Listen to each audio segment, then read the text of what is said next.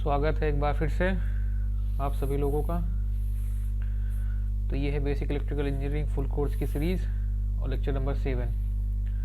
तो lecture number 1 से lecture number 6 तक जो सफ़र आपने अभी तक किया उसमें हम लोगों ने एटॉमिक स्ट्रक्चर से लेकर के ओम्स लॉ तक डिस्कस कर लिया। तो जैसा पता है आपको कि एक फुल सिलेबस सीरीज स्टार्ट की गई है जिसमें हम totally concept, derivation, theory, numericals, problem सब डिस्कस कर रहे हैं। ठीक है, कि कंप्लीट पैकेज है बेसिक इलेक्ट्रिकल इंजीनियरिंग का। तो जिसमें कि 6 लेक्चर तक आप अगर फॉलो करते आए हैं तो 6 लेक्चर तक आप पहुंचे होंगे। तो 6 लेक्चर तक आपने देखा होगा कि आप एटॉमिक स्ट्रक्चर, चार्ज, करंट, फिर potential difference, EMF, power, energy, ठीक है, और इन सब के पे थोड़े बहुत क्वेश्चंस। ठीक, उसके बाद फिर हम लोग आए रेजिस्टेंस पे, लॉज ऑफ रेजिस्टेंस, फिर ओम्स लॉ, यहाँ तक डिस्कस किया हमने। तो आज का ये जो हमारा लेक्चर नंबर 7 है ये टोटली जो है प्रॉब्लम डिस्कशन पे है, जो अभी तक हमने प्रीवियस 6 लेक्चर्स में पढ़ा है। ठीक, क्योंकि ये सब्जेक्ट ऐसा है जिसमें आप थ्योरेटिकल्स के साथ आपका न्यूमेरिकल नॉलेज भी स्ट्रांग होना चाहिए। ठीक है, इसलिए थ्योरेटिकल नॉलेज के साथ साथ हम लोग न्यूमेरिकल के लिए भी आगे बढ़ रहे हैं। ठीक, तो उसी क्रम में ये लेक्चर नंबर 7 हम लेकर आए हैं आज। तो ये टोटली और टोटल प्रॉब्लम डिस्कशन पे है। तो देखते हैं पहला क्वेश्चन। लिखा है कि a potential difference of 6 volt is applied across a conductor of resistance 2 ohm, the number of electron flowing in 1 second. ठीक है, बेसिक सा क्वेश्चन है। इस टाइप का क्वेश्चन हम लोग देख भी चुके हैं अपने प्रीवियस लेक्चर्स में, लेकिन ये थोड़ा नया था। ठीक है, इसमें पोटेंशियल और रेजिस्टेंस का केस था, इसलिए मैंने थोड़ा डिस्कस किया। छोटा सा ही क्वेश्चन है। ठीक, 1 मार्क्स टाइप का क्वेश्चन है अगर हम लोग बात करें in terms of JEE exams. ठीक है, तो कहना क्या रहा है कि एक 6 वोल्ट का पोटेंशियल डिफरेंस यानी जो विभवांतर किसी कंडक्टर के क्रॉस हमने लगाया है जिसमें का रेजिस्टेंस यानी प्रतिरोध 2 ओम दिया हुआ है, और हमको बताना है कि नंबर ऑफ इलेक्ट्रॉन्स यानी कितने संख्या में इलेक्ट्रॉन्स 1 सेकंड में पास होंगे। ठीक है, तो हमको दिया क्या है, सबसे पहले हमको पता है क्या करना होता है। सबसे पहले गिवन हो गया 6 वोल्ट वोल्टेज या पोटेंशियल डिफरेंस, और आई हमारा जो है वो है 2 एम्पियर। रेजिस्टेंस दिया है कितना हमारा 2 ओम। ठीक है, तो हम लोग यहाँ से आई निकाल सकते हैं। आई इक्वल टू क्या हो जाएगा, V upon R. Ohm's law में अभी हमने पढ़ा। ठीक, तो ये वी अपॉन आर ये कितना हो गया हमारा, ये वी अपॉन 2 यहाँ पे ये हो गया 3 एम्पियर। करंट हमारे पास कितनी आ गई, 3 एम्पियर। अब हमको पता है क्या, I equal to Q by T. ठीक है, ये हमने पढ़ा अपनी पहली कक्षा में। तो क्यू इक्वल टू क्या होता है, एनी। हमने जब बताया जब भी अगर हमें नंबर ऑफ इलेक्ट्रॉन्स या नंबर ऑफ चार्जेस की बात होगी तो तुरंत हम लोग n e q equal to n e के फॉर्मूले पे स्विच कर जाएंगे, और वो करंट में कहाँ से आएगा, I equal to D Q by D T से या क्यू बाई टी से। तो यहाँ पे हो गया टी, बस अब कुछ नहीं करना, वैल्यू पुट कर दीजिए।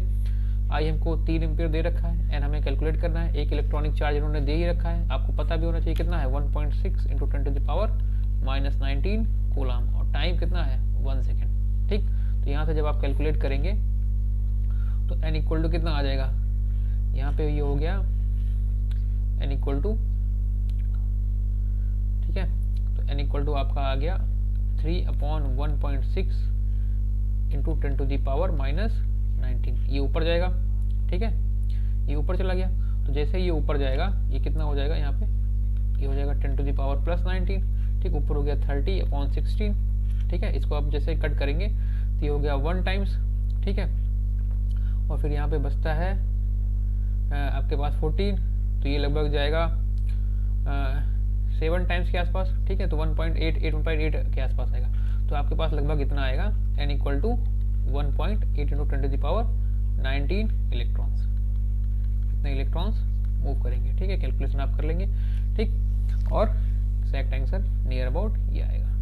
ठीक है, तो इस तरीके से क्वेश्चन सॉल्व करना। तो जब भी नंबर ऑफ इलेक्ट्रॉन्स के बारे में बात हो, तो जैसे ही नंबर ऑफ इलेक्ट्रॉन के बारे में बात होगी तो आपको क्या करना है, आपको तुरंत Q इक्वल टू एनी के फॉर्मूले पे स्विच करना है। अगर हमें Q चाहिए तो क्या चाहिए, Q कहाँ से निकलता है, I से। उसके लिए उन्होंने पोटेंशियल डिफरेंस और रेजिस्टेंस दे रखा था, जहाँ से हमने ये कैलकुलेट कर लिया। ठीक, आगे बढ़ते हैं। अगला क्वेश्चन दिया हुआ है, the current flowing through the positive terminal of element is given by this, I equal to, ये IT के फॉर्म में है बेसिकली। ठीक है, टाइम के साथ वेरी है, तो IT के फॉर्म में हम लोग लिखेंगे 10 cos 50 pi t the power delivered to the element at t equal to 20 millisecond when the voltage across element is given by 3। इस टाइप का क्वेश्चन भी मैंने डिस्कस किया था। ठीक है, दोबारा इसलिए लेके आया हूँ ताकि आप इस पे इस टाइप के क्वेश्चन जो है SSC जेईई के जो मेंस पेपर होते हैं उसमें आते हैं। ठीक है, तो आपको निकालना क्या है, पावर। आपको पता है P T power equal to क्या होगा, V T dot I T, voltage current के फॉर्म में। ठीक, तो इन्होंने हमको वी दे रखा है, आई दे रखा है पहले, आई टी कितना हो गया 10 cos 50 पाई टी ये दे रखा है, और इन्होंने जो हमें दे रखा है वी टी यानी वोल्टेज वो दे रखा है 3 आई टी, करंट के फॉर्म में तो कितना हो जाएगा 30 cos 50 पाई इंटू टी, ये हो गया वोल्टेज। अब हमें यहाँ पुट कर दें बस, पी टी इक्वल टू क्या हो गया 10 cos 50 pi into T into 30 cos 50 pi into T. ठीक, ये मल्टीप्लाई हुआ 30 हो गया यहाँ पे, सेम है तो यहाँ पे क्या हो जाएगा 300 हो गया, ये cos square 50 pi into T, ये आ गया आपके पास पावर टाइम के साथ वेरी।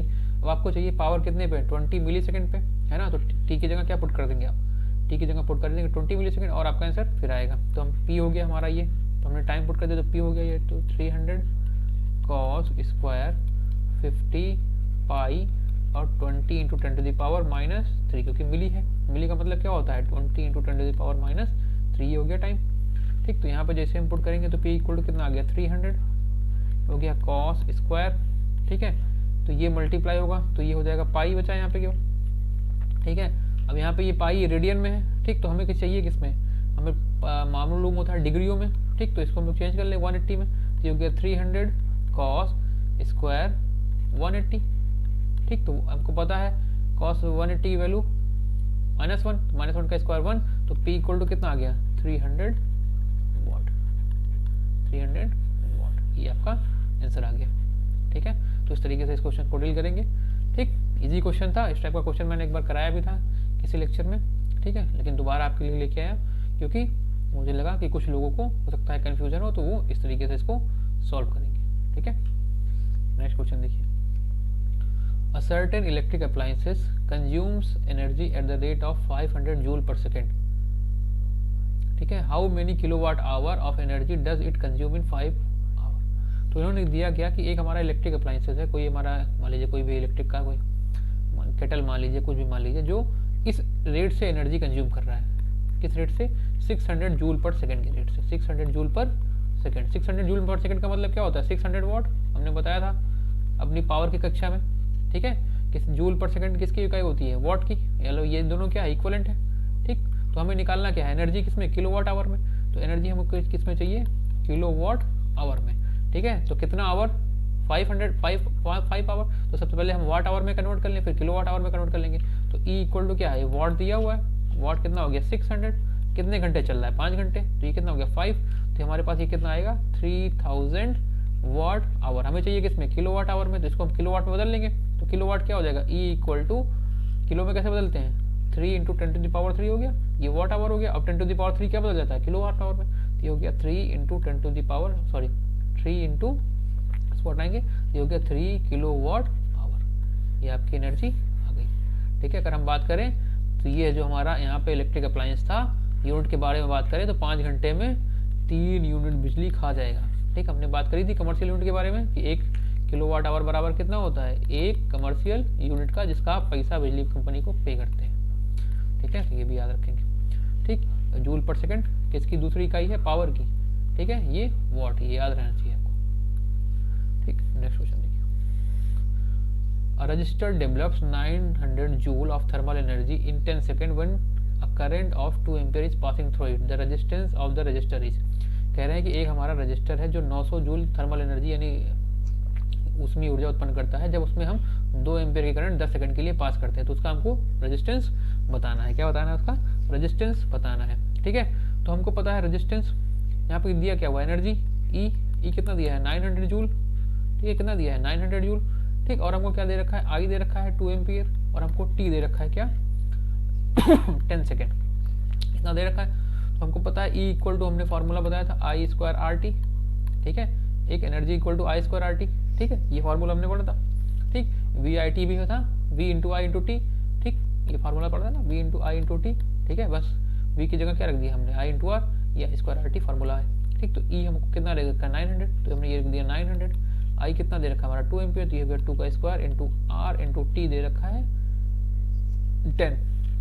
तो आर इक्वल टू कितना आ गया 900 अपॉन 2 स्क्वायर इंटू 10, तो ये हो गया ऊपर 900 अपॉन 400, ये कैंसिल, तो R इक्वल टू कितना आ गया 2.25 ओम।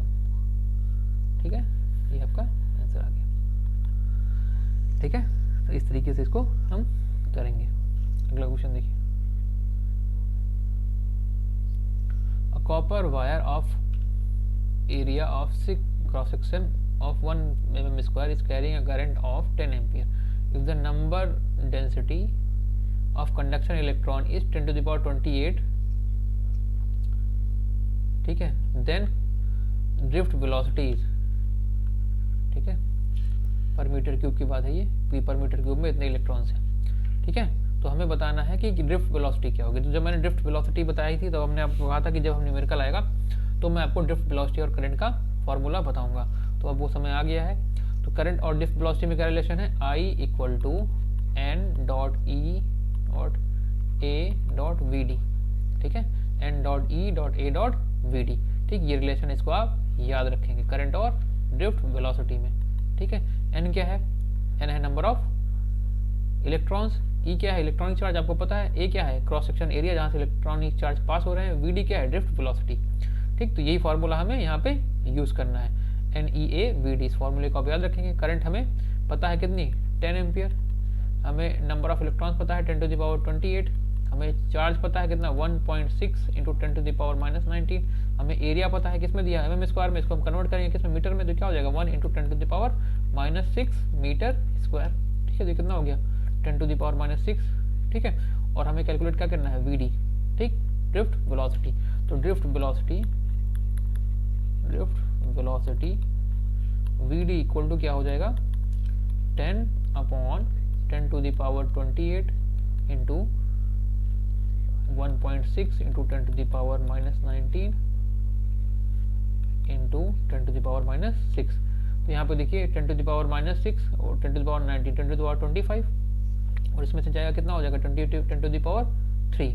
तो ये हो गया 10 upon 1.6 into 10 to the power 3, कितना हो गया 10 टू द पावर 3। ठीक है, तो ये ऊपर चला गया। ठीक है, तो यहाँ पे 10 ऊपर लेके चले जाएंगे, कितना हो जाएगा 1 अपॉन 160 मीटर पर सेकेंड। ये आ गई आपकी ड्रिफ्ट वेलोसिटी। ठीक है, तो वी डी इक्वल टू इतनी ड्रिफ्ट वेलोसिटी आपकी आ गई। ठीक है, 160। इसको आप ऐसे साफ साफ लिख दो इसको, 1 अपॉन 160। ये आपकी ड्रिफ्ट वेलोसिटी आ गई। ठीक, तो इस तरीके से ये क्वेश्चन ड्रिफ्ट वेलोसिटी का करेंगे, और ये फॉर्मूला आप याद रखेंगे ड्रिफ्ट वेलोसिटी और करंट के बीच में क्या रिलेशन है, I equal to n dot e dot A dot V D. ठीक है, कहीं कहीं स्मॉल ए लिखना मिलेगा, कैपिटल चाहे जो आप लिखें। स्मॉल एन क्या है यहाँ पे नंबर ऑफ इलेक्ट्रॉन्स या number of charges, e electronic charge, A area, V D क्या है ड्रिफ्ट वेलोसिटी। ये क्या है drift velocity, small V D drift velocity. Next question देखिए, अगला क्वेश्चन क्या है, 2 electric bulbs rated for the same voltage have the power of 200 watt and 100 watt if their resistances are respectively R1 and R2 then the relation between them। ठीक, अब देखिए power और resistance में क्या रिलेशन है, हमने पढ़ा P इक्वल टू क्या होता है V square by R, P equal to क्या होता है V स्क्वायर बाई R, ये हमने रिलेशन पढ़ा। तो यहाँ पे हम लोग लिख सकते हैं अगर सेम वोल्टेज रेटिंग के हैं तो ये इसको हम P1 मान लेते हो जाएगा R1। ठीक, और दूसरे के लिए हम मान ले P2, तो ये क्या हो जाएगा V square, voltage rating same है, ये हो गया R2। ठीक है, अब हम यहाँ पे क्या करें दोनों से डिवाइड कर दें, तो P1 by P2 equal to क्या आ जाएगा हमारे पास R2 बाई R1। हमें R1 R2 में ही रिलेशन निकालना है। तो P1 कितना दिया हुआ है, P1 दिया हुआ है 100, ये हो गया 200, ये हो गया R2 बाई R1। ठीक है, तो यहाँ से हम लोग देख सकते हैं R1 इक्वल टू कितना आ गया 2 R2, ये दोनों में रिलेशन आया। ठीक है, इस टाइप से क्वेश्चन करेंगे। नेक्स्ट क्वेश्चन देखिए, अगला क्वेश्चन क्या कह रहा है कि the current entering the terminal of an element is given by. ठीक है, ये दिया हुआ है आईटी के फॉर्म में, ये भी है।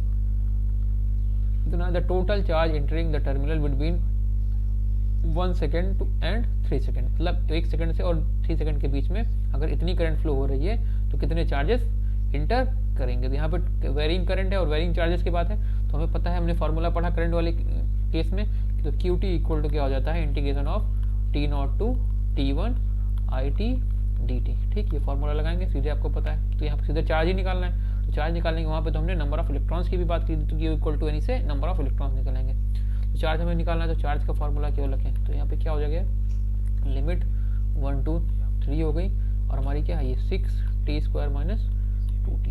ठीक है, ये है। ठीक, इसको dt, इसको इंटीग्रेट करना है, तो जैसे इंटीग्रेट करेंगे देखिए कितना हो जाएगा, q, ये हमारे पास हो गया 2t³ माइनस t², इसको आप इंटीग्रेट कर लेंगे। ठीक है, t³/3 होगा, t³ से ये कट गया, फिर यहाँ पे t²/2, 2 से 2 कैंसिल। ठीक है, तो आप इंटीग्रेशन आता ही होगा, ये हो गया इतना।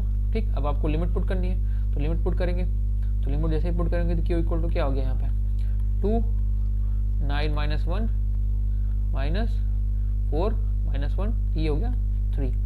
तो q इक्वल टू कितना आ गया यहाँ पे आप, ये हो गया 16। ठीक है, 16 और माइनस कितना हो गया 16 माइनस, हाँ 16 माइनस 3, तो यहाँ पे कितना आया 14। ठीक है, इस तरीके से ये क्वेश्चन 13 कूलम, इतना आंसर आ गया। ठीक है, तो इस तरीके से आप इसको करेंगे। हमने क्या किया यहाँ पे, ओ सॉरी, यहाँ पे थोड़ा कैलकुलेशन मिस्टेक, क्यूब है ना यहाँ पे, तो ये हो गया 27 माइनस 1। ठीक, तो 20 ये हो गया 26, तो 26 इंटू 2, तो यहाँ पे 3 रखना है ना। ठीक, ये थोड़ा सा यहाँ पे हम इसको सही करते हैं, 2 पुट कर दिया वहाँ पे, ये इसको सही करते हैं। कैलकुलेशन पे आप ध्यान रखेंगे, नहीं तो आंसर गड़बड़ हो जाएंगे। ठीक है, यहाँ पे 3 है, तो 2 हो गया, तो 27 माइनस 1 माइनस, और यहाँ पे क्या हो जाएगा ये t³ 9 माइनस 1। ठीक, t² 9 माइनस 1, तो ये हो गया आपका यहाँ पे 26 इंटू 2 52 माइनस 8, तो आपके पास आंसर आया 44 कूलम, ये आंसर आया करेक्ट। ठीक है, इसको इस तरीके से करना है। Next, the specific resistance of a material 4 metre long and 2 metre square in cross section area of is 1.6 into 10 to the power minus 8 the specific resistance will be। ठीक है, तो जितने भी क्वेश्चन कर रहे हैं पहले आप इसको पॉज करिए, अपने आप ट्राई करिए, फिर जो है इसको आगे देखिए, तभी आपका फ़ायदा है जो आपने 6 लेक्चर तक पढ़ा है। ठीक है, अगर आप कर ले जाते हैं तो आपने वो लेक्चर अच्छे से पढ़ लिए हैं। ठीक है, नहीं है तो फिर से आपको पढ़ने की ज़रूरत है, तो इसको पॉज करके करिए और फिर अगला लेक्चर फिर हम लोग इसको ट्राई करते हैं। तो पॉज करके करिए और फिर हम ट्राई करते हैं। तो क्या दे रहा है यहाँ पे, लेंथ ऑफ मटेरियल दे रहा है, यानी कोई कंडक्टर उसकी लेंथ है 4 मीटर। ठीक है, उसका क्रॉस सेक्शन एरिया जो है वो A इक्वल टू उन्होंने दे दिया 2 मीटर स्क्वायर, और उसका रेजिस्टेंस जो उन्होंने दे दिया 1.6 into 10 to the power minus 8 ohm, और निकालने के लिए कहा है रो। ठीक है, तो हमें पता है सीधे फॉर्मूला हमने रेजिस्टेंस में पढ़ा पिछले ही लेक्चर में, R इक्वल टू क्या होता है रो L/A। ठीक है, तो रो कितना है हमको कैलकुलेट करना है, तो यहाँ पे फॉर्मूले में मॉडिफिकेशन करेंगे, तो रो इक्वल टू कितना हो गया R इंटू A/L।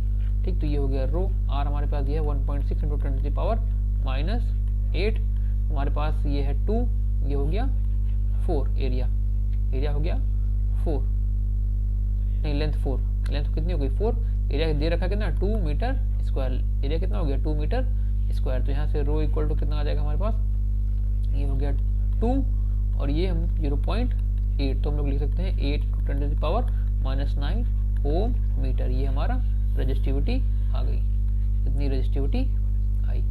ठीक है, इस तरीके से आप R equal to row L/A किया, रो हमें निकालना था तो रो हमको निपक्षांतर कर दिया और R इंटू A/L लिखा। A इन्होंने दे रखा है 2 मीटर स्क्वायर, L कितना दे रखा है 4 मीटर, दोनों पुट करा और आंसर निकाल दिया। नेक्स्ट क्वेश्चन देखिए, calculate the resistance of 1 kilometre long cable composed of 19 strands of similar copper conductor, each strand of being 1.32 mm in diameter, allow the 5% increase in the length for the lay of each strand is incomplete cable, the resistivity of copper is taken as इतना। ठीक है, अच्छा question है, इसको आप pause करके एक बार पढ़ के ट्राई करेंगे। ठीक है, पॉज करिए, नहीं होता फिर हम करते हैं। ठीक, तो उम्मीद है आपने ट्राई कर लिया होगा। अब आगे देखते हैं। ठीक, ये क्या कह रहा है कि 1 किलोमीटर की हमको एक केबल बनानी है। ठीक है, कोई 1 किलोमीटर की ऐसी केबल है। उसकी लेंथ इन्होंने दे दिया 1 किलोमीटर, ये लेंथ इन्होंने 1 किलोमीटर दे दी। ठीक है, अब इन्होंने कहा कि उसको बनाने के लिए 90 स्ट्रैंड्स लगाए गए। स्ट्रैंड्स जैसे आपने कभी कंडक्टर कोई सी केबल को या किसी तार को काट कर देखा होगा, उसमें बहुत सारे पतले पतले से ऐसे वायर होते हैं जिनको मिलके एक हमारी केबल बनी होती है। तो वो जो पतले पतले से वायर हैं जिनको जोड़ करके वो मतलब आपस में लपेट करके जो हमारी वो टोटल एक तार बनाया गया, वो जो क्या कहलाता है, स्ट्रैंड्स कहलाता है। क्या कहलाते हैं वो, स्ट्रैंड्स। ठीक है, आप अपने घर के बाहर जो बिजली के खंभे उसमें भी देखेंगे कि 4-5 तार आपस में लपेटे हुए होंगे और उनको मिला के एक तार बनाया गया। तो वो जो सिंगल तार है जो ऐसे ऐसे लपेटे गए आपस में, ठीक है, इनको हम लोग कहते हैं स्ट्रैंड्स। तो इस स्ट्रैंड की बात कर रहा है, ये है स्ट्रैंड। ठीक है, इसको हम लोग क्या कहते हैं, स्ट्रैंड। टीडीपी में आप लोग इसको डिटेल में पढ़ेंगे, जहाँ टाइप्स ऑफ कंडक्टर में स्ट्रैंड्स क्या होते हैं। ठीक, तो ये है स्ट्रैंड्स। अभी मैं आपको बेसिक आइडिया दे रहा हूँ, ये स्ट्रैंड्स कहलाते हैं। ठीक, तो इन्होंने कहा कि उसमें 19 स्ट्रैंड लगाए गए हैं, मतलब ऐसे 19 स्ट्रैंड्स लगा के वो बनाए गए हैं। ठीक है, और हर एक स्ट्रैंड की जो डायमीटर है वो 1.32 mm दी हुई, कितनी दी हुई, 1.32 mm, यानी डी इक्वल टू इन्होंने कितना दे दिया, 1.32 इंटू 10⁻³ मीटर हमको लिख सकते हैं।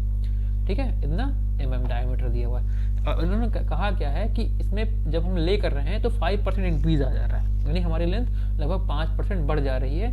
और जो उसका रजिस्टिविटी उन्होंने दे रखा है। ठीक है, तो हमारी इनिशियल लेंथ कितनी दे रही है, 1 किलोमीटर। तो हमें किलोमीटर में नहीं चाहिए, किसमें चाहिए, मीटर में। तो कितना हो गया ये, 100 मीटर, 1000 मीटर, ये हो गया 1000 मीटर। अब ये क्या कह रहा है कि बिकॉज 5% इंक्रीज हो जा रहा है ले डाउन में, 5% इंक्रीज हो रहा है, तो हमारा जो नेट इफेक्टिव लेंथ आ गई वो कितनी आ जाएगी, 5% बढ़ के आएगी। तो इसका 5% कितना हो जाएगा, 50, 5% कितना हो जाएगा, 50। ये कितना हो गया, 150 मीटर। ये हमारी नई लेंथ मिलेगी आफ्टर लेइंग। जब जितना वो इसका स्ट्रेचिंग होनी थी वो लगभग 5% होगी, तो हमने कितना ले लिया, इतना ले लिया। ठीक, फिर हम आगे बढ़ते हैं। ठीक है, अब जब हम आगे बढ़ रहे हैं तो हमें क्या है, यहाँ पे आर दिया हुआ है, रेजिस्टिविटी दिया रो, तो यहाँ पे हम रो भी लिख लेंगे। तो रो कितना दे दिया है, 1.72 इंटू 10⁻8, ये रो दे दिया है। ठीक है, अब क्या है, एक केबल बनाने के लिए 19 स्ट्रैंड्स यूज कर रहे हैं। कितने स्ट्रैंड यूज कर रहे हैं, 19। ठीक है, तो मतलब ये जो हमारा टोटल एरिया बनेगा कंडक्टर का वो किसके बराबर होगा, 19 स्ट्रैंड्स के बराबर, यानी 19 स्ट्रैंड्स के इक्वल। तो जब 19 स्ट्रैंड्स को यानी 19 स्ट्रैंड्स को जब आपस में जोड़ देंगे या जोड़ देंगे, मतलब आपस में लपेट देंगे, तो एक टोटल एरिया हमारा बनेगा। ठीक, तो हमको एरिया चाहिए, हमें क्या निकालना, क्या है यहाँ पे रेजिस्टेंस निकालना है। तो हमको पता है रेजिस्टेंस का फॉर्मूला क्या होता है, R equal to rho dot L by A. ठीक, देखिए लेंथ की हमको मिल गया। ठीक है, रो हमको क्वेश्चन में दिया हुआ है और हमें अब एरिया कैलकुलेट करना है। एरिया कैलकुलेट करना है तो एरिया इक्वल टू क्या हो जाएगा, क्योंकि अब एक का एरिया हम निकाल लेंगे और 19 से मल्टीप्लाई कर देंगे, सबका निकल आया। तो क्या हो जाएगा, 19 ए डैश, इसको मान लें, या A dash okay, L dash okay, 19 A. ठीक, अब ए की बात आती है। ए यहाँ पे देखिए क्या हो जाएगा, हमको पता है क्या है, सर्कुलर है ये। ठीक है, सर्कुलर होता है ना वायर, तो सर्कल का एरिया क्या होता है, ए इक्वल टू पाई, यहाँ पे देखिए आर नहीं दिया और डी दिया, तो डी के फॉर्म में लिखें तो पाई आर स्क्वायर होता है, वैसे डी बाई 2, तो ये क्या हो गया, डी स्क्वायर बाई 4, ये हो जाएगा। ठीक है, तो यहाँ हम पुट कर देंगे, तो ए डैश इक्वल टू कितना आ जाएगा, 19 इंटू पाई इंटू डी दिया हुआ है हमारा 1.32 इंटू 10⁻³ का होल स्क्वायर अपॉन 4। ठीक है, इतना आ गया। ठीक, ये इतना आया। अब जब आप इसको कैलकुलेट करेंगे, तो जब आप इसको कैलकुलेट करेंगे तो आपके पास क्या आएगा, ए आएगा। आपके पास क्या आएगा, ए आएगा। पॉज करके करिए कितना आ रहा है, तो ये आप, मैं कैलकुलेशन करता हूँ एक मिनट, ये आपका आ जाएगा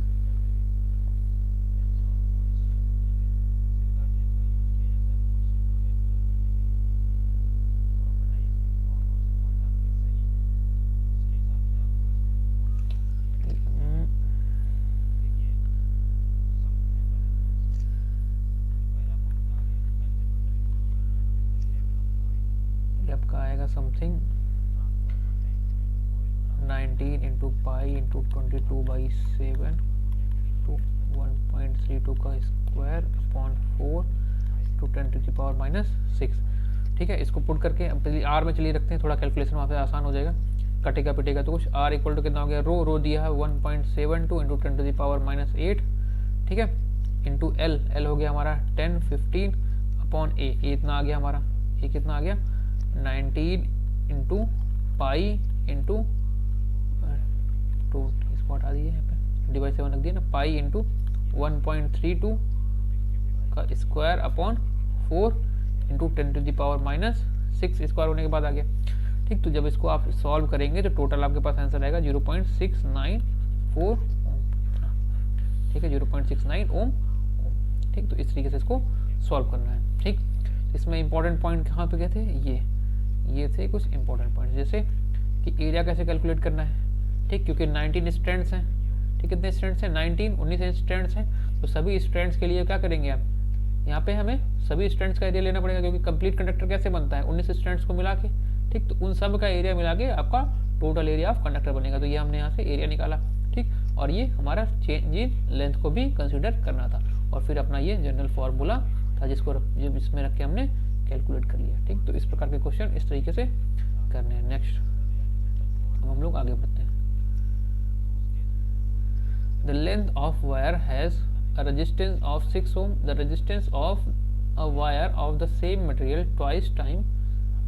twice as long and 1/3 the diameter will be. ठीक है, कह रहे हैं कि एक हमारा रेजिस्टेंस है, एक हमारा वायर जिसका रेजिस्टेंस इनिशियली मान लो R0 6 ओम दिया हुआ है। ठीक है, अब क्या कर रहे हैं, द रेजिस्टेंस ऑफ वायर, अब उन्हें नया रेजिस्टेंस चाहिए उसी वायर का जब कुछ कांड हुआ। क्या क्या किया हुआ, ठीक, पहली बार जो इन्होंने कहा कि सेम मटेरियल का है, उसी का है, लेकिन अब जो हमारा वायर था उसकी लेंथ हमने क्या कर दी, ट्वाइस कर दी। ठीक, क्या कर दी, ट्वाइस कर दी, यानी हमारा L1 जो हो गया वो 2L0 हो गया। यानी इनिशियल लेंथ अगर हम लोग L0 मान लें तो नया रेजिस्टेंस हमारा कितना हो गया, L1 हो गया। And 1/3 the diameter will be. ठीक है, और उन्होंने डायमीटर क्या किया, यानी हमारा रेजिस्टेंस दोबारा अगर हम डायमीटर D1 मान ले तो पहली वाली का 1/3 कर दिया, ये कर दिया इन्होंने। ठीक है, यानी हमको एक नया तार बनाना है जिसका लेंथ डबल हो जाए और जिसकी डायमीटर 1/3 हो जाए। तो अब इस केस में हमें R1 बताना है, यानी नया जो वायर बना उसका रेजिस्टेंस क्या होगा। ठीक, तो हम लोग पहले देखते हैं इस टाइप के प्रश्न कैसे करने हैं। ये हो गया R = ρl/a। ठीक, तो इसको हम लोग क्या करें, सेम मटेरियल है तो रो से रो कैंसिल हो जाएगा, चलो इसको R1 मान लिया, इसको L1, इसको ये हमारा नया वाला हो गया। ठीक है, ये जो हमारा पुराना था वो क्या था, इनिशियल R = ρl0 a0। ठीक, दोनों को डिवाइड कर दें तो क्या हो जाएगा, R0/R1 = रो से रो कैंसिल, तो ये क्या हो जाएगा हमारा L0/L1 इंटू A1/A0। ठीक है, अब देखिए A1/A0, अब यहाँ पे लेकिन A तो दिया नहीं, दिया क्या है, डायमीटर। तो डायमीटर और एरिया में रिलेशन चाहिए, तो A1 या A0/A1 कैसे हो जाएगा, ये हो जाएगा पाई D0² 4 पाई D0 D1² 4, ये सब कैंसिल हो गए। ठीक है, तो हम लोग देख सकते हैं A0/A1 = क्या हो गया, D0/D1 का होल स्क्वायर। ठीक, तो इसकी जगह हम ये पुट कर सकते हैं, तो यहाँ पे हमने पुट करके क्या कर दिया, L0/L1 इंटू D0/D1, ये हो गया, इसका हमने स्क्वायर कर दिया। ठीक, अब यहाँ पे सारी वैल्यूज पुट कर दें, तो यहाँ पे क्या होगा, ये R0 हमारा कितना है 6, नया रेजिस्टेंस हमको निकालना है R1। L0 हमने क्या कर दिया, डबल कर दिया है, तो पहला वाला 1 ले लेते, दूसरा वाला कितना जाएगा 2 हो जाएगा, या 2L मतलब 2 हो गया। ठीक, इनटू अब जो हमारा इनिशियल D1/D0 होगा ना,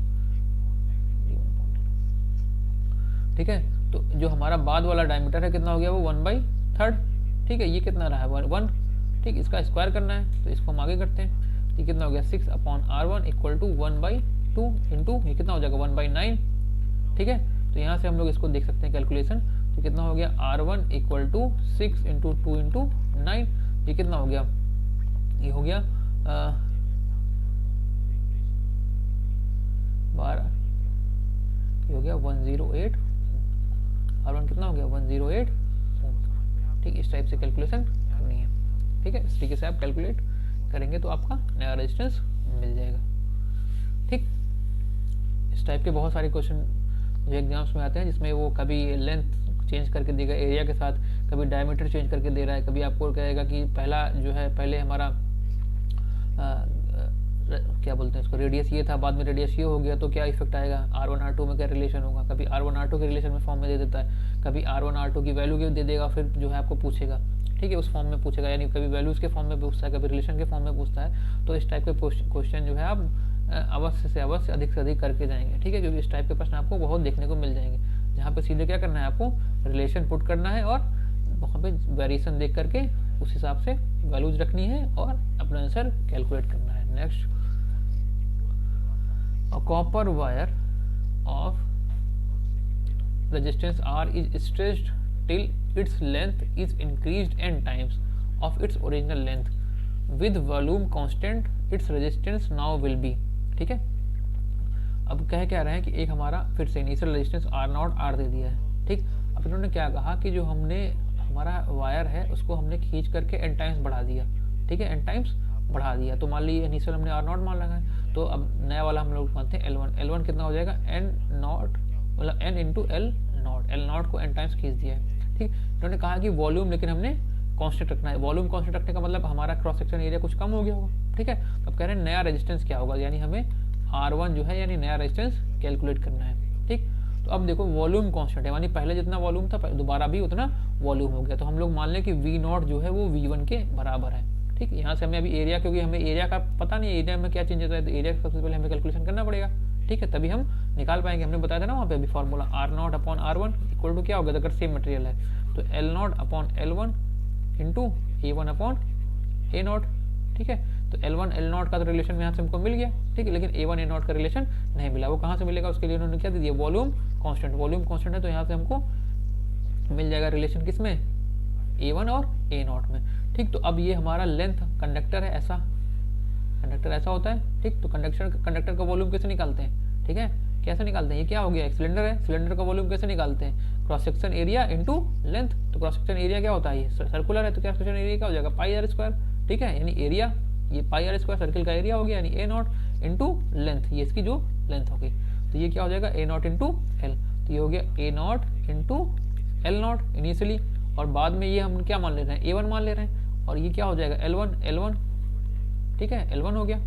ठीक, तो यहाँ से हमको पता है ये क्या हो गया, L इंटू L0 है ना, ये हमने यहाँ पे देखा ना, ये रिलेशन यहाँ पुट कर दें, तो A0 into L0 equal to A1 dot n L naught, L naught से नॉट कैंसिल, तो यहाँ हमको मिल गया A1 equal to A0 by N. अब ये रिलेशन हम यहाँ पे पुट करेंगे, अब यहाँ पे पुट करिए, तो यहाँ पे ये कितना हो गया, R0 अपॉन R1। ठीक है, इक्वल टू L0 ही है, ये क्या हो गया L0 इंटू A1 कितना आया, A1 आया हमारा A0 by N upon A0, ये कैंसिल, ये कैंसिल, R0 हमको पता है कितना है, R है, तो R0 हो गया R upon R1 equal to 1 upon n square, ये नीचे आके मल्टीप्लाई हो गया, तो यहाँ पे हम लोग देख सकते हैं R1 इक्वल टू कितना आ गया, एन स्क्वायर इंटू R। ये हमें नया रेजिस्टेंस जो मिलेगा वो ये होगा इतने ओम, यानी एन स्क्वायर टाइम्स मल्टीप्लाई होकर हमें नया रेजिस्टेंस मिला। ठीक है, इस तरीके के क्वेश्चन को हम लोग इस तरीके से करेंगे। ठीक है, अभी देखिए उसी टाइप का क्वेश्चन था, लेकिन यहाँ पे वो कांस्टेंट वॉल्यूम की बात कर ली, तो हमने इस टाइप का फंक्शन प्रयोग किया जिसमें हमने वॉल्यूम कांस्टेंट करके एरिया में रिलेशन निकाल लिया, क्योंकि इन्होंने केवल लेंथ की बात करी, एरिया में कोई रिलेशन बताया नहीं कि एरिया में क्या चेंजेस है, क्योंकि अगर सेम मटेरियल को हम स्ट्रेच करेंगे, अगर कोई ऐसा ये मटेरियल को अगर हम स्ट्रेच कर रहे हैं इस तरीके से स्ट्रेच करके ये बना दिया हमने, तो क्या होगा, इसका क्रॉस सेक्शन एरिया जो था वो घट जाएगा। ठीक है, क्योंकि लेंथ इंक्रीज कर रही है, मटेरियल उतना ही है, तो इसका ये क्या हो गया, एल इंक्रीज करेगा, यानी L1 हमारा जो है वो ग्रेटर देन L0 हो जाएगा ऐसा। ठीक है, लेकिन जो हमारा यहाँ पे A1 आएगा वो लेस देन हो जाएगा A0, एरिया घट जाएगा क्योंकि वॉल्यूम उतना ही है। ठीक, तो इस कॉन्सेप्ट को यूज करते हुए हमने ये प्रश्न किया। देखिए आगे क्वेश्चन क्या कह रहा है कि a carbon electrode has a resistance of 0 point इतना ohm at 20 degree Celsius, the temperature coefficient of carbon is 0.005 at 20 degree Celsius, what will be the resistance at electrode. ठीक है, तो अभी पिछले ही लेक्चर में जब हमने लॉज ऑफ रेजिस्टेंस में पढ़ा, चौथा नंबर पॉइंट कि resistance is also depends on temperature, तो वहाँ पे हमने फार्मूला लिखा है टेम्परेचर और रेजिस्टेंस के बीच में क्या फार्मूला होता है, यानी रेजिस्टेंस हमारा टेम्परेचर के साथ कैसे चेंज होता है। वहाँ पे हमने दो फार्मूला लिखा है, वहाँ पे हमने ये वाला फार्मूला नीचे लिखा है, R2 equal to R1 1 plus alpha T2 minus T1। ठीक है, ऊपर वाला फार्मूला हमने R0 के फॉर्म में लिखा था, क्योंकि वहाँ पे हमने रेफरेंस टेम्परेचर 0 डिग्री मान रखा था, कि मैंने कहा कि जब अगर टेम्परेचर 0 डिग्री रेफरेंस ना हो तो हम लोग ये वाला उपयोग में लाएंगे। ठीक है, तो यहाँ पे ये वाला उपयोग में लाना पड़ेगा। ठीक, तो ये हो गया R2 यानी हमारा फाइनल वाला, तो ये क्या हो जाएगा R20 R40 यानी 40 डिग्री पे निकालना है। ये कितना हो गया हमारा R20 जिस पे दिया हुआ है 1 प्लस अल्फा 20 पे दिया हुआ है। ठीक है, और T2 माइनस T1, तो T2 कितना है हमारा 40 डिग्री सेल्सियस और T1 कितना है 20 डिग्री सेल्सियस। इसको अब हम पुट करेंगे, R ये हमको निकालना है, इसको ठीक है इसको ऐसा रहने दीजिए। रेजिस्टेंस दिया हुआ 20 डिग्री सेल्सियस में कितना हो गया 1 2 5 1 प्लस अल्फा नॉट दे रखा है माइनस में, कितना दे रखा है माइनस में, ये तो ये माना नेगेटिव टेम्परेचर कोफिशिएंट है ना, हमने बताया था ना, ये क्या है अल्फा नेगेटिव है। नेगेटिव का मतलब क्या होता है, ये नेगेटिव टेम्परेचर कोफिशिएंट मटेरियल है, यानी इसका रेजिस्टेंस क्या होगा, डिक्रीज होगा with the increase of resistance. हमने 3 वहाँ पे बताया था ना, अल्फा पॉजिटिव हो सकता है, अल्फा नेगेटिव हो सकता है, और अल्फा नियरली 0 हो सकता है। ठीक, हमने बताया था हाईली रेजिस्टिंग मटेरियल्स जैसे मैग्नीन, यूरेका, कॉन्स्टेंटेन, ये सब क्या थे, इनका अल्फा लगभग 0 था, यानी इनका टेम्परेचर कोफिशिएंट लगभग 0 होता है। इसका मतलब क्या हुआ कि इनका रेजिस्टेंस जो है वो टेम्परेचर बढ़ाने पे बढ़ता है और घटता नहीं है। ठीक है, नेगेटिव टेम्परेचर कोफिशिएंट वाले कौन होते हैं, जिनका अल्फा नेगेटिव हो, वो मतलब हमारे मटेरियल जिनका टेम्परेचर बढ़ाने पर रेजिस्टेंस कम होता है, और पॉजिटिव वाले क्या होते हैं, जिनका टेम्परेचर बढ़ाने पे बढ़ता है। तो आपने अगर पिछले लेक्चर पढ़ा होगा तो आपको ये बिल्कुल कंफर्म होगा। ठीक, तो यहाँ से हम लोग लिखते हैं -0.0005, ये हो गया 20। ठीक, इसको सॉल्व करेंगे, ये हो गया 0.125, 1 प्लस इसका मल्टीप्लीकेशन हुआ तो ये हो जाएगा -0.01। ठीक है, तो ये हो गया आपका माइनस हो जाएगा तो 0.125 इंटू 0.9। ठीक, तो ये मल्टीप्लाई होकर आके आपका नियर अबाउट आएगा कितना, ये आएगा 0.112 ऐसे 112 ओम। तो आपका ये 40 ओम पे रेजिस्टेंस आ गया, कितना आया 0.112 ओम के करीब। यहाँ पे देखिए नेगेटिव टेम्परेचर कोफिशिएंट था, तो जैसे हमने टेम्परेचर इंक्रीज किया, देखिए यहाँ पे रेजिस्टेंस घट गया, पहले कितना था 0.125, अब कितना हो गया 0.112। ठीक, तो इस तरीके से इस टाइप के क्वेश्चन को हम लोग सॉल्व करेंगे। अगर मान लीजिए यहाँ पे रेफरेंस 0 दिया होता तो यहाँ पे R0 वाला फार्मूला लगा देते हैं। ठीक, इस तरीके से चाहे कुछ भी रेफरेंस दिया हो उस हिसाब से आप इस फार्मूले में पुट कर देंगे। ठीक, जो दिया होगा उसको यहाँ पे रखेंगे, जो निकालना होगा वो यहाँ पे, और यहाँ पर टेम्परेचर कोफिशिएंट उसका होगा जो पहले से गिवन होगा, यानी जो बेस होगा। ठीक, तो इस तरीके से इस टाइप के क्वेश्चन आप करिएगा। आप और जाके उसमें अपने बुक्स में जो हो, तो भी आप बुक्स फॉलो कर रहे हो या जो भी आप प्रीवियस ईयर क्वेश्चन को फॉलो कर रहे हो, कोई मटेरियल यूज कर रहे हो, जो भी आप यूज कर रहे हैं, वहाँ पे जाके अब आप इतने क्वेश्चंस करेंगे यहाँ तक के मतलब ओम्स लॉ तक। ठीक, तो उम्मीद है आप यहाँ तक के सारे क्वेश्चंस कर पाएंगे इस आज के लेक्चर को देखने के बाद। आगे बढ़ते हैं, अगला क्वेश्चन देखते हैं। अगला क्वेश्चन क्या है, the value of alpha not at of a conductor is 1.1/225 पर degree centigrade, the value of alpha not. ठीक, अब मैंने बताया था रेजिस्टिविटी उसके बारे में, सॉरी ये अल्फा क्या है, टेम्परेचर कोफिशिएंट।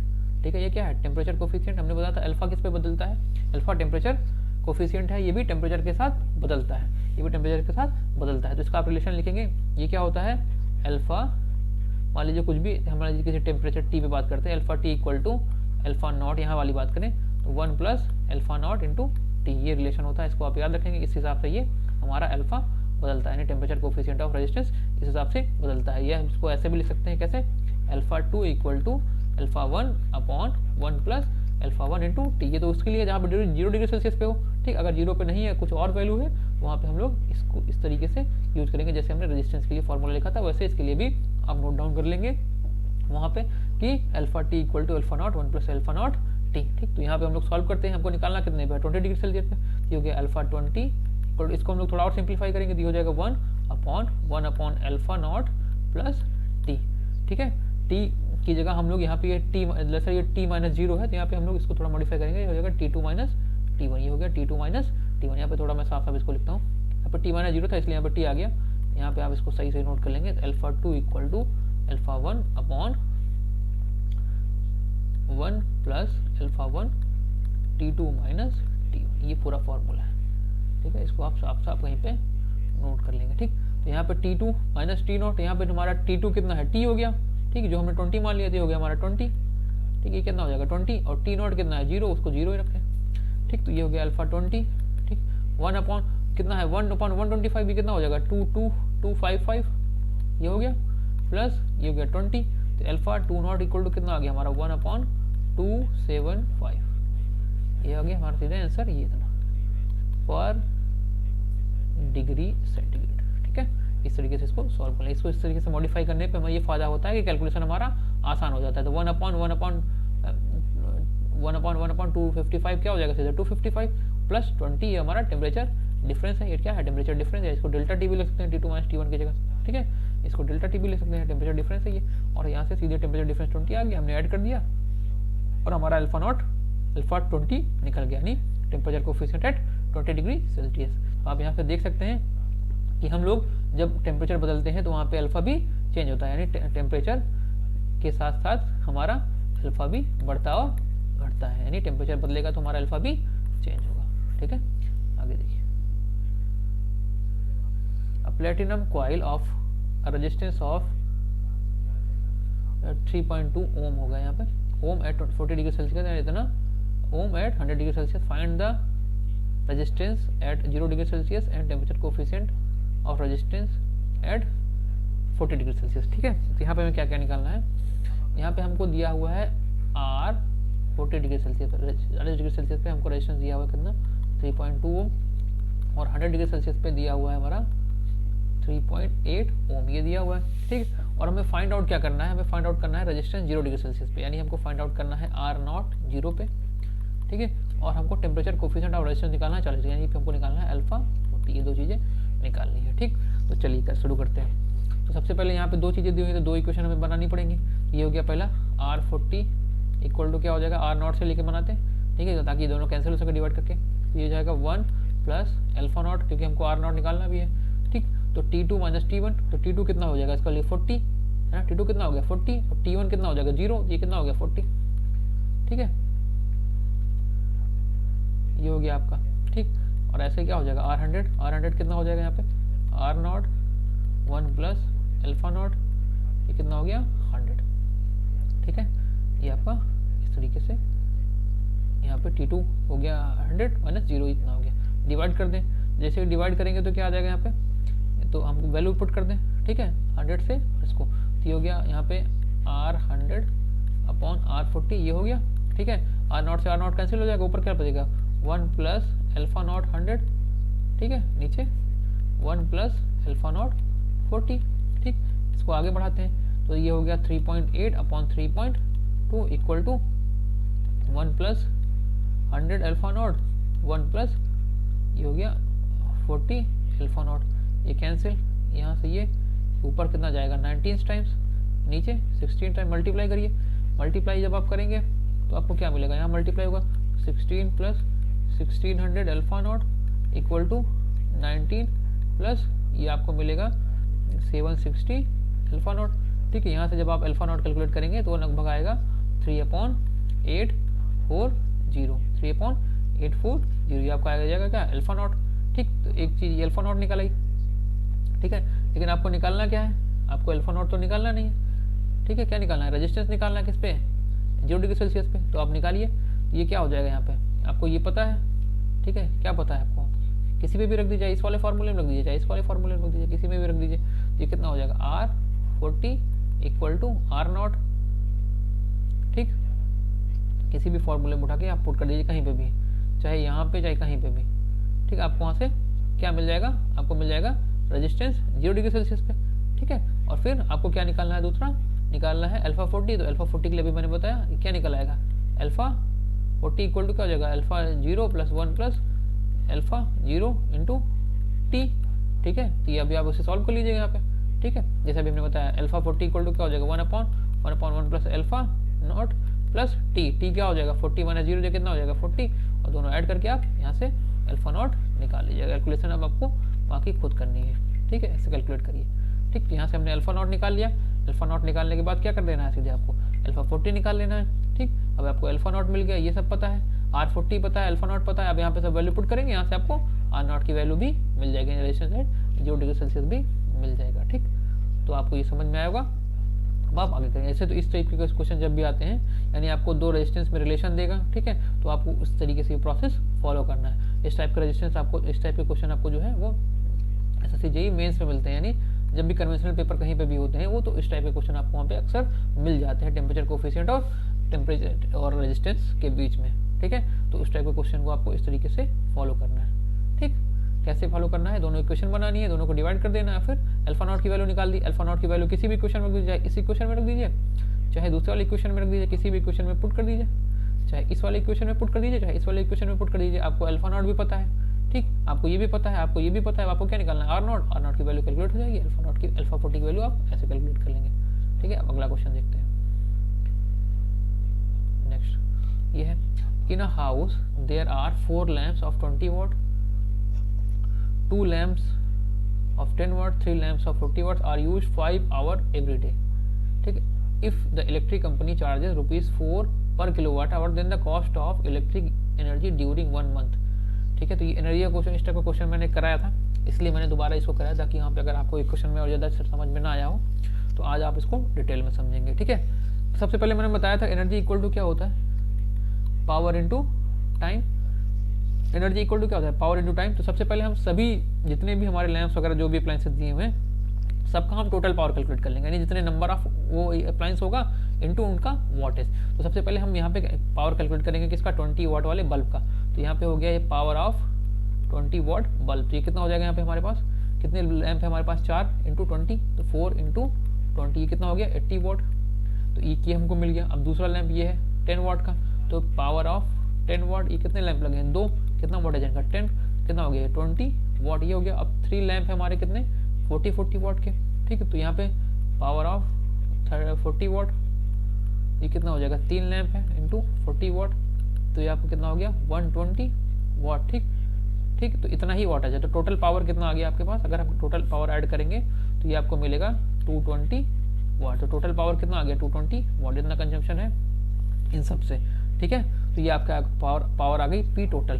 तो आपको यहाँ से हम लिखते हैं पी टोटल कितना मिला, यानी टोटल जो हमारा अप्लायंस लगा हुआ है वो कितना कंजम्पशन कर रहा है 220 वाट का।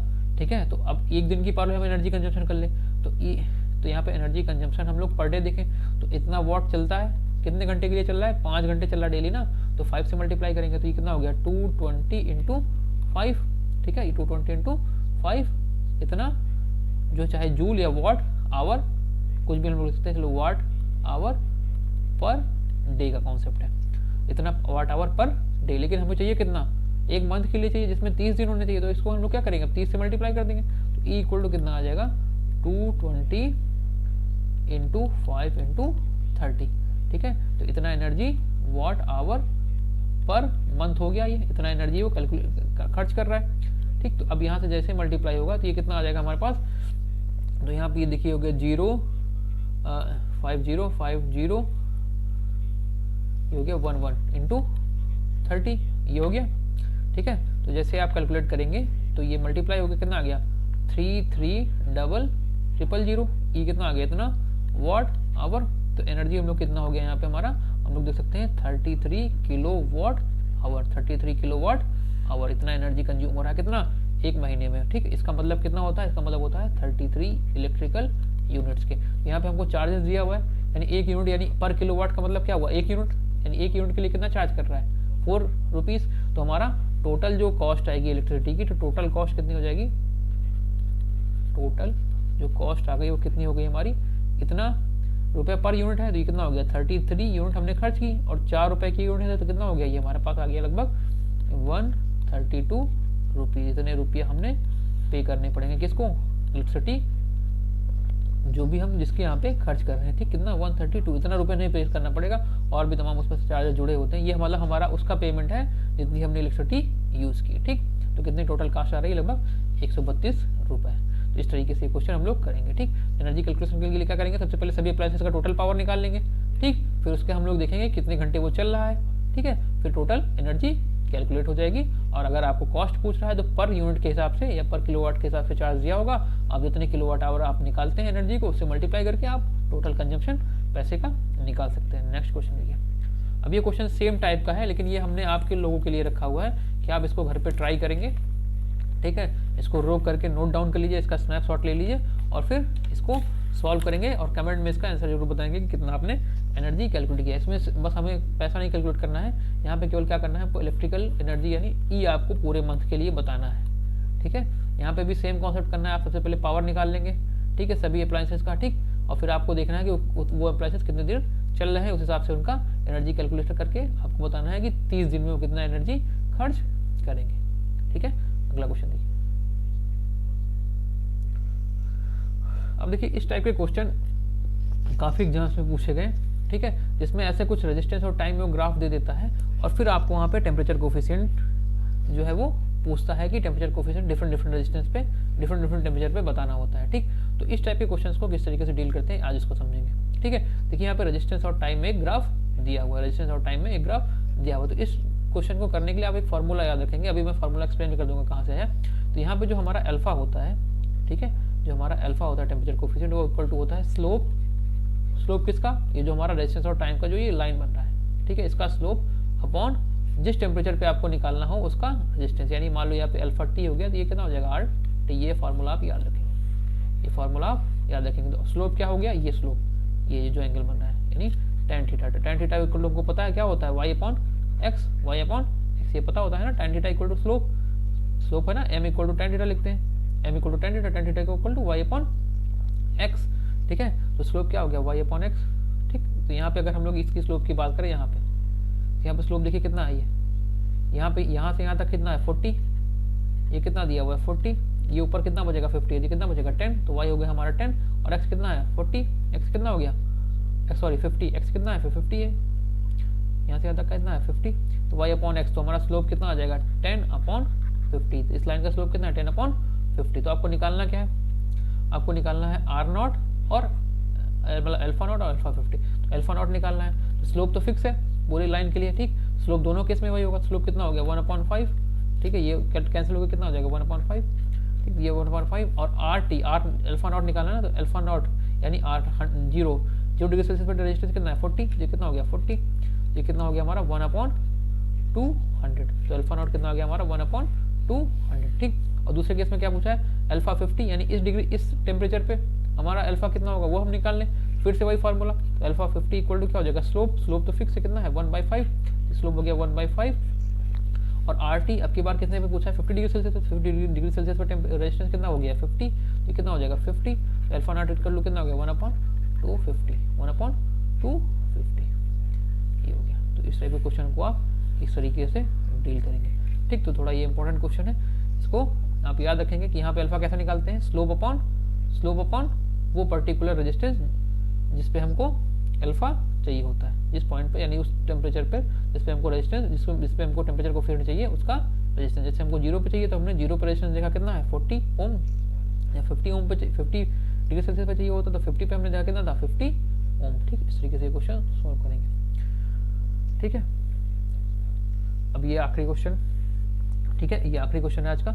इसमें देखिए आपको बताना है टाइप्स ऑफ एलिमेंट के बारे में, वीआई कैरेक्टरिस्टिक्स दी गई है। तो जब हमने टाइप्स ऑफ एलिमेंट का पूरा लेक्चर पढ़ा था तो उनमें मैंने आपको डिटेल में बताया था, सबके थ्योरेटिकल नॉलेज भी दी थी सभी एलिमेंट्स के बारे में और ग्राफिकल नॉलेज भी दी थी कि ग्राफ देख के आप कैसे डिटरमाइन कर पाएंगे कि कौन सा एलिमेंट पैसिव है, कौन सा लाइट लीनियर है, कौन सा नॉन लीनियर है, कौन सा एक्टिव है, कौन सा यूनिलेटरल है, कौन सा बायलेटरल है। तो आपको याद होगा, आपको एक बार फिर से मैं आपको याद दिलाता हूँ कौन कौन से टाइप के मैंने एलिमेंट पढ़े थे, active and passive, active and passive. एक बार रिवाइज करते चलिए। एक्टिव कौन सा है, जो एनर्जी को जनरेट कर सके या उसको मतलब सिग्नल को जनरेट कर सके या एम्पलीफाई कर सके या रेक्टिफाई कर सके, वो एक्टिव एलिमेंट्स हो गए।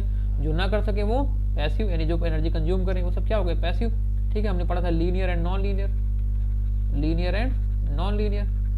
लीनियर और नॉन लीनियर में क्या था, लीनियर वो थे जो ओरिजिन से पास हो रहे थे, ठीक है, यानी जिनमें वी और आई के बीच में जो रिलेशन था वो लीनियर था, यानी एक ही इक्वेशन को फॉलो कर रहे थे लाइन के, वो लीनियर थे। जो ऐसा नहीं कर पा रहे थे वो नॉन लीनियर थे, ठीक है। उन्हें पढ़ा यूनिलैटरल एंड बाइलैटरल, ठीक, यूनिलैटरल एंड बाइलैटरल पढ़ा। तो यूनिलैटरल क्या थे, जिनका जो है इम्पीडेंस नहीं चेंज हो रहा था करंट की डायरेक्शन बदलने पे या पोटेंशियल का पोलैरिटी बदलने पर, उनको हम लोगों ने बोल दिया बाइलैटरल। जिनका चेंज हो जा रहा था उनको यूनिलैटरल, ठीक है। तो बाइलैटरल वो थे जिनका इम्पीडेंस नहीं चेंज हो रहा था, यानी जिनका इम्पीडेंस नहीं चेंज होता था, चाहे हम उनके क्रॉस वो पोटेंशियल का पोलैरिटी चेंज कर दें या उनके क्रॉस फ्लो होने वाली करंट को बदल दें, ठीक है। तो उनका पोटेंशियल उनका इम्पीडेंस नहीं चेंज हो रहा था उनको हम लोग बोले बाइलैटरल, और जिनका बदल जाता था उनका यूनिलैटरल, ठीक है। हमने पढ़ा था time variant, time invariant. Time variant क्या था, जो ऐसे एलिमेंट जिनका वैल्यू टाइम के साथ बदले उनको बोलते टाइम वेरिएंट, जिनका ना बदले उनको time invariant. Lumped and distributed पढ़ा था, ठीक है। लम्प्ड एंड डिस्ट्रीब्यूटेड, लम्प्ड क्या थे, जिनको हम लोग फिजिकली सेपरेट कर पाए, ठीक है, वो एलिमेंट्स लम्प्ड हो गए। जैसे लेबोरेटरी में हमको RLC सब कुछ अलग अलग मिल जाता है, वो सब क्या है लम्प्ड। और डिस्ट्रीब्यूटेड क्या हुआ, जो पूरे सर्किट में फैले ना, जिनको हम लोग सेपरेट ना कर पाए सर्किट से, ऐसे एलिमेंट्स क्या कहलाते हैं डिस्ट्रीब्यूटेड। जैसे ट्रांसमिशन लाइन, ट्रांसमिशन लाइन में सब कुछ होता है, रेजिस्टेंस, इंडक्टेंस, कैपेसिटेंस, लेकिन हम लोग उसको फिजिकली सेपरेट नहीं कर सकते, तो वो क्या हो गया हमारा, या एंटीना, ठीक। तो ये सब क्या है हमारा डिस्ट्रीब्यूटेड नेटवर्क है, डिस्ट्रीब्यूटेड एलिमेंट्स हैं, और जो सेपरेट कर पाए उनको लम्प्ड, ठीक। तो याद आ गया होगा आपको। फिर हम लोग ये देखते हैं। तो पहला ग्राफ देखिए, पहला देखिए ओरिजिन से पास हो रहा है, बिल्कुल एक ही लाइन को फॉलो कर रहा है, ठीक। और अब ओरिजिन से पास हो रहा हो और एक ही लाइन को फॉलो कर रहा हो, तो इसका मतलब ये क्या हो गया, पहले तो ये हो गया लीनियर, क्या हो गया ये लीनियर, ठीक। अब बात आती है एक्टिव है कि पैसिव है। तो हमने बताया था जिनके भी स्लोप पॉजिटिव होंगे, जिनके भी स्लोप पॉजिटिव, देखिए यहाँ पे स्लोप पॉजिटिव है ना, ठीक। देखिए यहाँ पे एंगल बनाएंगे तो क्या आएगा, tan थीटा पॉजिटिव आएगा। अगर स्लोप पॉजिटिव हो गया तो वो क्या हो गया, पैसिव एलिमेंट, क्या हो गया वो, पैसिव एलिमेंट। और देखिए अब यूनिलैटरल है बाइलैटरल, अब देखिए जैसे फर्स्ट क्वाड्रेंट है वैसे थर्ड क्वाड्रेंट है, यानी दोनों क्वाड्रेंट में हम लोग देख सकते हैं वी आई के बीच में रिलेशन सेम है, एकदम सेम लाइन बन रही है, ठीक। तो ये कैसा हो गया हमारा बाइलैटरल, क्या ऐसा हो गया बाइलैटरल, ठीक है। अगला देखिए यहाँ पे देखिए लीनियर है कि नॉन लीनियर, बिल्कुल नॉन लीनियर है, क्यों, क्योंकि इस स्ट्रेट लाइन जो है हमारी ओरिजिन से पास नहीं हो रही, तो ये क्या हो गया, पहली बात तो नॉन लीनियर हो गया, नॉन लीनियर हो गया, ठीक है। लीनियर है कि नॉन लीनियर, नॉन लीनियर हो गया, ठीक है। अब देखिए अब क्या बात आती है, हमने बताया था कि अगर 1 और 3rd से में पास हो गया तो क्या हो गया पैसिव, क्या हो गया वो पैसिव, तो 1 और 3rd से ही पास हो रहा है तो बिल्कुल पैसिव हो गया, ठीक है। अब यूनिलैटरल है कि बाइलैटरल, देखिए फर्स्ट क्वाड्रेंट में भी 0 पे था वो तो जाके 3 वोल्ट पे करंट देता है, ठीक है। यहाँ पे भी -3, तो देखिए सेम कैरेक्टरिस्टिक्स मिल रही है ना, यानी फर्स्ट क्वाड्रेंट में भी वैसी ही कैरेक्टरिस्टिक्स है और थर्ड में भी वैसी मिल रही है, सेम फॉलो कर रहा है पॉजिटिव नेगेटिव दोनों टर्मिनल पे, यानी इंपोर्टेंस जो है सेम आएगा, जितना फर्स्ट में आएगा उतना ही थर्ड में आएगा, तो ये कैसा हो गया बाइलैटरल, बाइलैटरल, ठीक, कैसा हो गया ये बाइलैटरल, ठीक। अब यहाँ देखिए इसके लिए ये देखिए ओरिजिन से तो पास हो रहा है, ठीक, लेकिन आगे चल के ये क्या हो गया स्ट्रेट लाइन हो गया, ठीक, ये मतलब इसका स्ट्रेट लाइन नहीं रहा, ये क्या हो गया एकदम फ्लैट हो गया, ठीक। ये क्या हो गया नॉन लीनियर, नॉन लीनियर हो गया, पहली चीज तो ये नॉन लीनियर हो गया, ठीक। दूसरी चीज अब क्या है, देखिए इसका स्लोप कैसा है, स्लोप इसका कैसा है पॉजिटिव, स्लोप कैसा है पॉजिटिव, पॉजिटिव स्लोप पॉजिटिव कैसा हो जाएगा, कैसा हो गया ये पैसिव, स्लोप पॉजिटिव तो पैसिव। अब देखिए यहाँ पे फर्स्ट क्वाड्रेंट में तो ऐसी कैरेक्टरिस्टिक्स शो कर रहा है और थर्ड क्वाड्रेंट में क्या हो गया बिल्कुल फ्लैट हो गया, ठीक है। ये कैसा हो गया यूनिलैटरल, यानी दोनों क्वाड्रेंट में सेम कैरेक्टरिस्टिक्स फॉलो नहीं कर रहा है, तो क्या हो गया पैसिव हो गया, ठीक। मैंने बताया था आपको याद होना चाहिए, यहाँ पे मैं पेन चेंज करके लिख देता हूँ, ठीक है। यहाँ पे मैं लिखता हूँ कि अगर फर्स्ट एंड थर्ड में है, ठीक है, फर्स्ट एंड थर्ड में तो क्या हो जाएगा पैसिव, ठीक है। सेकंड एंड फोर्थ में है सेम तो वो एक्टिव, ठीक है। अगर इनके अलावा कोई केस आता है जैसे मान लीजिए 1 एंड 2 में हो, ठीक, तो ये क्या हो जाएगा एक्टिव, ठीक है। 2 मान लीजिए 3 एंड 4 में आया, ठीक, तो वो क्या हो जाएगा एक्टिव, ठीक है। यानी मतलब 2 में से अगर एक क्वाड्रेंट भी एक्टिव वाला इन्वॉल्व हो गया तो कैसा एलिमेंट हो जाएगा एक्टिव। इस चीज को याद रखिएगा, जब भी क्वेश्चन कर रहे हो बहुत आसानी होगी आपको एक्टिव एंड पैसिव पहचानने में, ठीक। तो ध्यान से देखिए ये वाला क्वेश्चन, ये वाला क्वेश्चन देखिए क्या है, सीधे स्ट्रेट लाइन पास हो रही कहाँ से ओरिजिन से, तो ये क्या हो गया लीनियर, लीनियर दिख रहा है, एक ही क्वेश्चन फॉलो कर रहा है और स्ट्रेट लाइन कहाँ से पास हो रही है ओरिजिन से, तो ये क्या हो गया पहले, ये तो हो गया लीनियर, लीनियर हो गया, ठीक। अब दूसरा केस देखिए एक्टिव है कि पैसिव, स्लोप देखिए यहाँ पे स्लोप क्या आ रहा है नेगेटिव, स्लोप क्या आ रहा है नेगेटिव, यहाँ से मेजर करते हैं ना रेफरेंस से, तो ये क्या आएगा यहाँ पे ग्रेटर देन 90, सेकंड क्वाड्रेंट है वैसे भी साइन कॉस पॉजिटिव होते हैं, ये क्या हो गया 10 नेगेटिव, तो ये क्या हो गया आपका एक्टिव सोर्स, स्लोप नेगेटिव, यानी क्यों क्यों क्योंकि स्लोप क्या है हमारी नेगेटिव है, स्लोप क्या है नेगेटिव है। यहाँ पे क्या थी स्लोप देखिए पॉजिटिव थी, यहाँ पे देखिए स्लोप कैसे आ रही है पॉजिटिव, यहाँ पे भी स्लोप कैसी है पॉजिटिव, स्लोप यहाँ पे क्या आ रही है स्लोप पॉजिटिव है सब जगह, स्लोप पॉजिटिव तो इसलिए पैसिव थे, स्लोप नेगेटिव हो गए तो ये एक्टिव हो गया, ठीक। अब ये यूनिलैटरल है बाइलैटरल, देखो यहाँ पे यूनिलैटरल है बाइलैटरल, देखो दोनों क्वाड्रेंट में ये वाला क्वाड्रेंट और ये वाला क्वाड्रेंट दोनों क्वाड्रेंट में क्या है बिल्कुल सेम इंपोर्टेंस आ रहा है, ठीक। चाहे किसी भी पॉइंट में मेजर करें सेम टाइप की लाइन जा रही है, ठीक है, सेम लाइन है, ठीक। तो इंपोर्टेंस इधर जितना होगा उतना इंपोर्टेंस इधर होगा, यानी करंट की डायरेक्शन चेंज होने पे, यानी करंट जब हमारी पॉजिटिव है और जब करंट हमारी नेगेटिव हो गई इंपोर्टेंस क्या आएगा सेम आएगा, ठीक है, इंपोर्टेंस क्या आएगा सेम, इसलिए कैसा है ये बाइलैटरल, कैसा है ये बाइलैटरल, ठीक। ये होगा, ठीक। कुछ और क्वेश्चन ऐसे टाइप के आगे बढ़ते हैं उनको देखते हैं। ये आपको एक क्वेश्चन दिया मैंने ये, ठीक। अब ये आपको बताना है लीनियर है नॉन लीनियर, देखिए सबसे पहले दिख रहा है ये नॉन लीनियर है, क्यों, क्योंकि यहाँ से यहाँ तक तो ये लीनियर है, ये यहाँ से यहाँ तक का रीजन लीनियर है, उसके आगे क्या चल के क्या हो जा रहा है नॉन लीनियर, तो मतलब ये ओवरऑल कैसा हो गया नॉन लीनियर, ओवरऑल कैसा हो गया नॉन लीनियर, ठीक। अब देखिए यूनिलैटरल है बाइलैटरल, पहले एक्टिव है कि पैसिव है, अब यहाँ पे देखिए स्लोप देखिए कैसा है पॉजिटिव, स्लोप पॉजिटिव है तो मतलब सीधे क्या हो गया ये पैसिव, पैसिव हो गया, ठीक है। अब देखिए यूनिलैटरल है बाइलैटरल, इंपोर्टेंस देखना पड़ेगा, तो इस वाले क्वाड्रेंट में इंपोर्टेंस देखें तो V/I कितना हो गया 2 ओम, इस वाले में देखेंगे तो -4/-2 कितना हो गया 2 ओम, दोनों केसेस में 2 ओम आ रहा है वही पॉजिटिव, तो कैसा हो गया ये बाइलैटरल, कैसा है ये बाइलैटरल। यहाँ पे देखिए इसके लिए, यहाँ पे देखिए, अब यहाँ पे आप लोग देख पा रहे हैं ये क्या है, एक दोनों ही लाइनें ओरिजिन से पास हो रही हैं, लेकिन ये वाला जो हमारा लाइन का इक्वेशन है y = -x हो गया, ये y = x हो गया, यानी दोनों ओरिजिन से तो पास हो रही हैं लेकिन दोनों का दो डिफरेंट इक्वेशन है, इसलिए ये क्या हो गया सीधे नॉन लीनियर, क्या होगा ये नॉन लीनियर, क्योंकि दो डिफरेंट इक्वेशन ये फॉलो करे। वैसे भी आप देख रहे हैं यहाँ से आगे कर्व मुड़ गया तो लीनियर बचा नहीं, ये क्या हो गया, नॉन लीनियर। ठीक, अब ये होगा क्या, एक्टिव की पैसिव। मैंने बताया कि अगर दो में से एक भी एक्टिव हो गया, ठीक है, दो में से एक रीजन भी एक्टिव का मिल गया तो मतलब ये क्या हो जाएगा, एक्टिव। देखो इस वाला इस तरफ हमें जो स्लोप मिलेगा वो क्या मिलेगा, नेगेटिव, तो मतलब ये क्या हो गया, एक्टिव। ये वाला रीजन क्या है, पैसिव। तो अगर एक्टिव और पैसिव में अगर दो में से एक भी एक्टिव हो गया तो हमने क्या बताया, वो क्या हो जाएगा, कंपोनेंट एक्टिव। तो मतलब ये कंपोनेंट हम किसमें कंसिडर करेंगे इसको, एक्टिव में। किसमें कंसिडर करेंगे इसको, एक्टिव में। तो ये हो गया हमारा एक्टिव। ठीक, अब यूनिलैटरल है, बाइलैटरल। अब यहाँ पे देखिए जैसा इधर फॉलो कर रहा है, ठीक, अगर इस तरफ हम लोग बात करेंगे तो ये होगा v अपॉन आई। ठीक, पॉजिटिव होगा, इस तरफ हम जब बात करेंगे तो माइनस v अपॉन आई हो जाएगा, यानी इंपोर्टेंस हमारा चेंज हो गया। इंपोर्टेंस अगर चेंज हो गया तो मतलब ये कैसा एलिमेंट है, यूनिलैटरल। यूनिलैटरल क्योंकि इस तरफ एक तरफ हमारा साइन आ रहा है पॉजिटिव, एक तरफ आ रहा है नेगेटिव, यानी इंपोर्टेंस चेंज हो गया। तो जैसे इंपोर्टेंस चेंज हुआ इसका मतलब ये क्या हो गया, हमारा यूनिलैटरल। क्या हो गया, यूनिलैटरल। नेक्स्ट देखेंगे, ठीक है, यहाँ पे देखिए, ठीक, तो सबसे पहले नॉन लीनियर दिख ही गया, तो पहले तो नॉन लीनियर हो गया, नॉन लीनियर। ठीक, अब देखिए एक्टिव है कि पैसिव है, देखिए स्लोप क्या आ गया, स्लोप पॉजिटिव। स्लोप पॉजिटिव मतलब पैसिव। ठीक है, अगला केस देखिए यहाँ पर, अब क्या बताना है, यूनिलैटरल बाइलैटरल। यहाँ पे इंपोर्टेंस देखें तो कितना है, 6/3। 6/3 कितना हो गया, 2 ओम। यहाँ पे देखेंगे तो -6/-2, -6/-2 ये कितना आ गया, 3 ओम। देखिए यहाँ पे क्या हो गया, इंपोर्टेंस हमारा चेंज हो गया, रेजिस्टेंस चेंज हो गया। रेजिस्टेंस चेंज हो गया तो क्या हो गया, यूनिलैटरल। ये क्या हो गया, यूनिलैटरल। अब ये केस देखिए सीधे दिख रहा है नॉन लीनियर, क्योंकि यहाँ पे क्या है, पैराबोलिक है, तो ये क्या हो गया, नॉन लीनियर। नॉन लीनियर तो आप देखते ही पहचान गए। ठीक है, अब ये एक्टिव है कि पैसिव है, देखिए पहला वाला रीजन, ठीक है, पहला वाला रीजन यहाँ पे है, तो मतलब ये वाला तो क्या है, फर्स्ट क्वाड्रेंट को हम लोग क्या मानते हैं, पैसिव, और फोर्थ क्वाड्रेंट को हम लोग क्या मानते हैं, एक्टिव। फोर्थ क्वाड्रेंट को हम लोग एक्टिव में कंसिडर करते हैं। हमने जैसे बताया कि अगर इन दोनों में से एक भी हमको क्वाड्रेंट एक्टिव का मिल गया तो क्या हो जाएगा, एलिमेंट एक्टिव हो गया। तो एलिमेंट क्या हो गया हमारा, एक्टिव।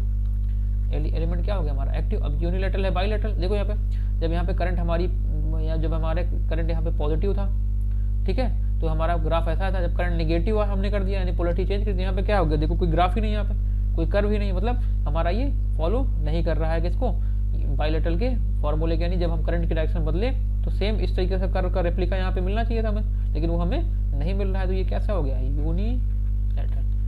क्या हो गया, यूनिलैटरल। ठीक है, तो उम्मीद होगी आपको ये सारे क्वेश्चन समझ में आए होंगे, और घर जाके आप इन सारे क्वेश्चन से रिलेटेड जितने भी क्वेश्चन हैं, या मतलब जहाँ तक आपने पढ़ा, जैसे एटॉमिक स्ट्रक्चर से, एटॉमिक स्ट्रक्चर की कॉपी क्वेश्चन हम लोग कर चुके हैं, एटॉमिक स्ट्रक्चर से, चार्ज से, ठीक है, करंट से, पोटेंशियल से,